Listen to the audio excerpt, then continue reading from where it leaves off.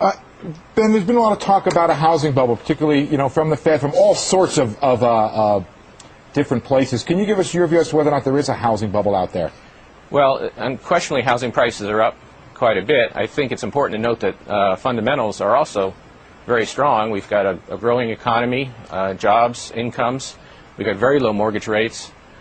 We've got demographics supporting housing growth. We've got restricted supply in some places. So it's certainly understandable that the prices would go up some.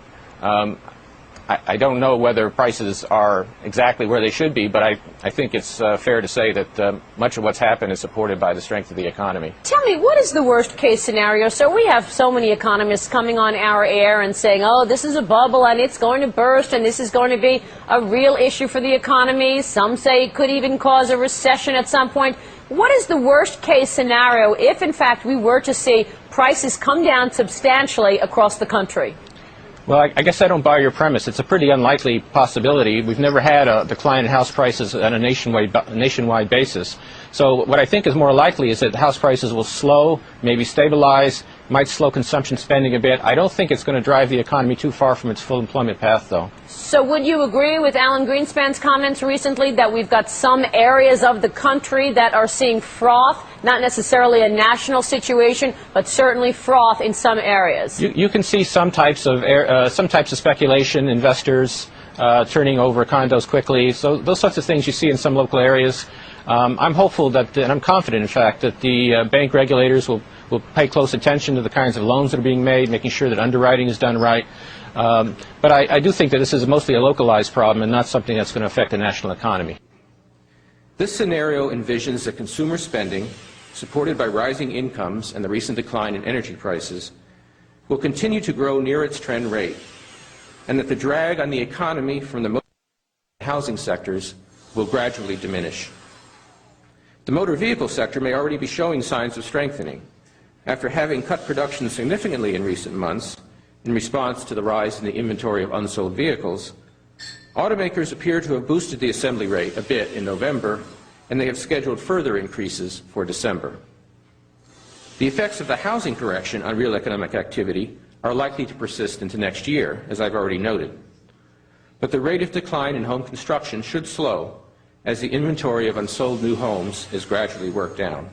There's plenty of liquidity out there. He said he did not sense a lack of liquidity in the market. And he said we're monitoring the markets, but didn't really make any conclusions. So he went as far as he had to go, but not further. He also calmed the fears about the subprime market, which were rippling through Wall Street yesterday, and said we're taking a look at it, but right now it doesn't seem to be an issue, but we're watching it, certainly. Yeah, that's exactly right. So let's first take a listen to what Ben Bernanke had to say about the economy.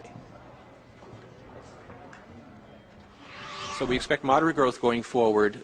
We believe that if the housing sector begins to stabilize, and if some of the inventory corrections that are still going on in manufacturing begin to be completed, that there's a reasonable possibility that we'll see some strengthening of the economy sometime during the middle of the year. He went on to talk about the subprime market. Another fear yesterday was that there'd be contagion, but not in the eyes of Ben Bernanke.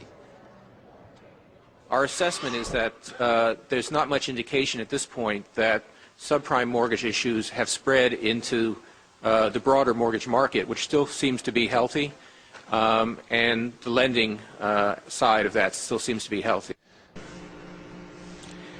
The pace of home sales seems likely to remain sluggish for a time, partly as a result of some tightening in lending standards and the recent increase in mortgage interest rates. Sales should ultimately be supported by growth in income and employment, as well as by mortgage rates that, despite the recent increase, remain fairly low relative to historical norms. However, even if demand stabilizes as we expect, the pace of construction will probably fall somewhat further as builders work down the stocks of unsold new homes.